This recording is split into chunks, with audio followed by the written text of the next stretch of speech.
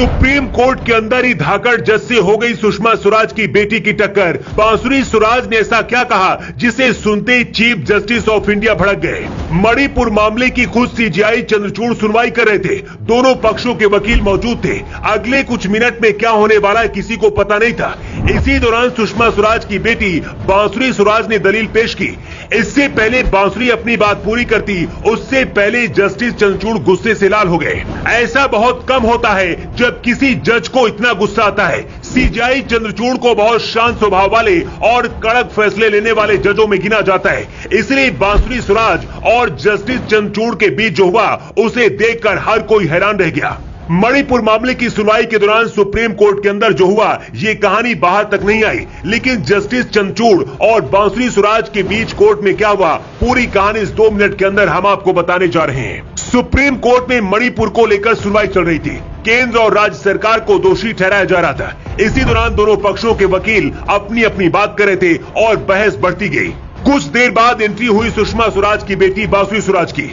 बांसुरी स्वराज दिल्ली और बंगाल के एनजीओ की तरफ से बहस कर रही थी। बांसुरी भी तेज तरार वकीलों में गिनी जाती हैं और कई बड़े हाई प्रोफाइल केस लड़ चुकी हैं। इनके पिता स्वराज कौशल भी सुप्रीम कोर्ट में बड़े वकील रह चुके हैं। मणिपुर पर बहस करते हुए सीजेआई चंद्रचूड़ के सामने दलील पेश करते हुए बांसुरी स्वराज ने कहा, पश्चिम बंगाल में भी हिंसा के 9000 से ज्यादा मामले सामने आए हैं। बांसुरी स्वराज ने आगे कहा, ये अदालत जिस तरह से मणिपुर की जांच करना चाहती है ठीक उसी तरह से पश्चिम बंगाल, राजस्थान, छत्तीसगढ़ और केरल में भी जांच करनी चाहिए। बस इतना सुनते ही सीजेआई चंद्रचूड़ बांसुरी स्वराज पर भड़क गए। सीजेआई चंद्रचूड़ ने कहा, इस बात का हवाला देकर पल्ला नहीं झाड़ सकते हैं कि देश के बाकी राज्यों में भी महिलाओं के खिलाफ अपराध हो रहे हैं। हम पश्चिम बंगाल या फिर किसी दूसरे सूबे में हुई वारदात को इससे नहीं जोड़ सकते हैं। मणिपुर में जो कुछ हुआ वो मानवता को शर्मसार करने वाला है। इसके बाद सीजेआई ने कहा, मैंने अखबार में पढ़ा है कि 2 चश्मदीद गवाहों की हत्या कर दी गई है।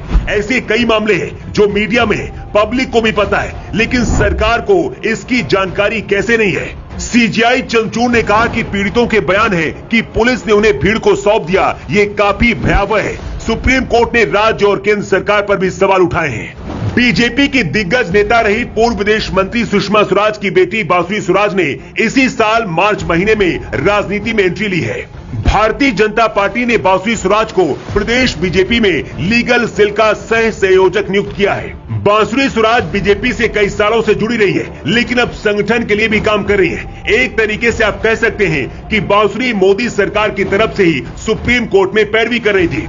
बांसुरी स्वराज के पीएम मोदी और अमित शाह से भी बहुत अच्छे रिश्ते हैं। बांसुरी स्वराज की गिनती देश की धाकड़ महिला वकीलों में होती है। आने वाले वक्त में बीजेपी में अपनी मां की जगह भी ले सकती हैं। लेकिन सुप्रीम कोर्ट में सीजेआई चंद्रचूड़ और बांसुरी स्वराज के बीच जो हुआ उसे देखकर हर कोई हैरान था। सुप्रीम कोर्ट ने सीधे तौर पर मोदी सरकार पर सवाल उठाए कि आखिर 3 महीने बीत जाने के बाद भी मणिपुर के हालात ऐसे क्यों हैं?